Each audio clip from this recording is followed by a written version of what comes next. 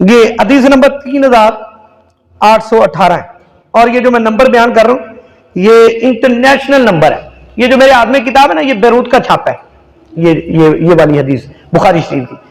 اور آپ اس کو گوگل پہ جہاں مرضی ریسرچ کریں انشاءاللہ یہ حدیث آپ کو اسی نمبر پہ ملے گی. آپ کو 3818 نمبر حدیث ہے، اور حضرت عائشہ رضی اللہ تعالیٰ عنہ حدیث کی راویہ ہے.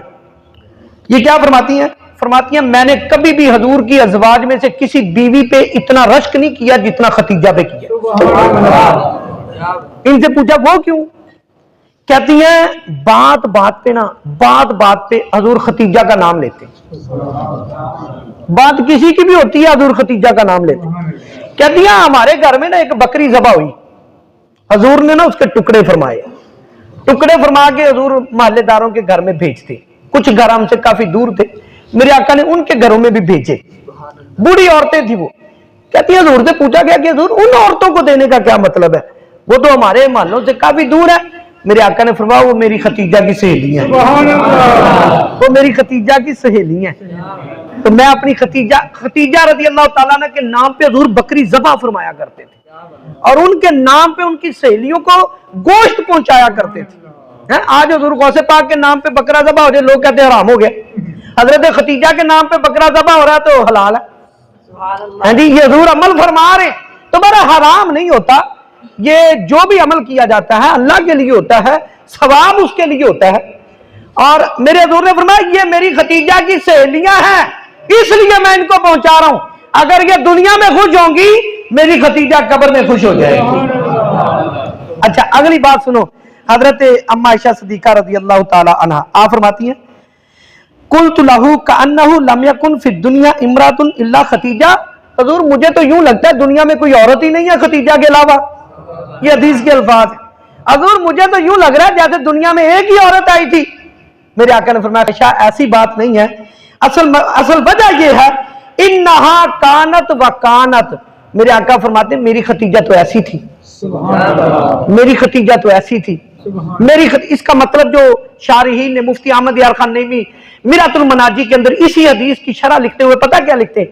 میرے حضور نے گویا کہ ان الفاظ کے ذریعے سے حضرت عائشہ کو بتایا کہ عائشہ جب لوگ مجھے جھٹلا رہے تھے نا ختیجہ میرا کلمہ پڑھ رہی تھی.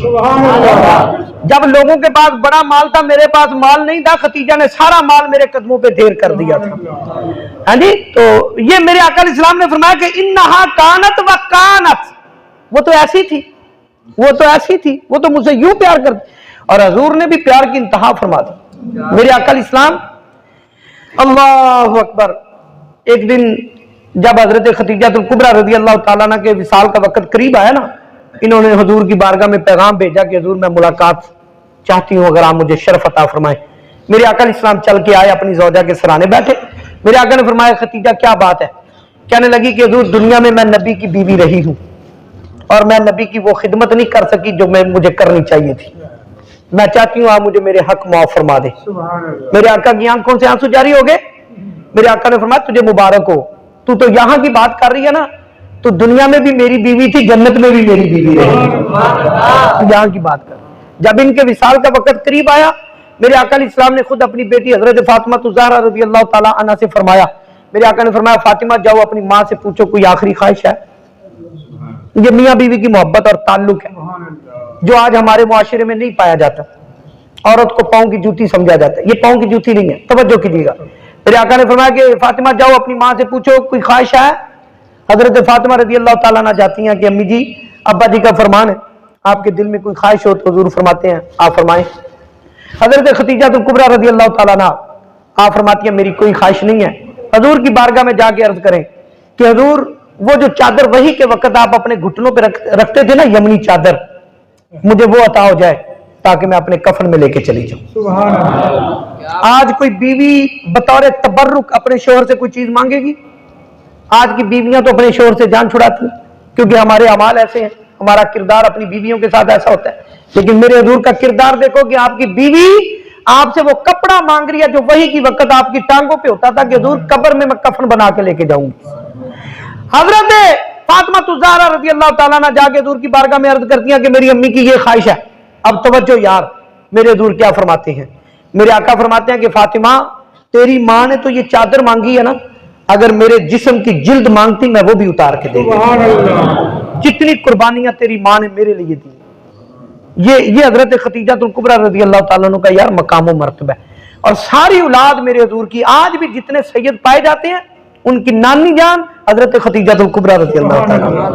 हुजूर की सारी औलाद 4 बेटियां 3 बेटे हजरत खतीजतुल कुबरा रज़ी अल्लाह ताला अन्हा के पेट से पैदा हुए हैं।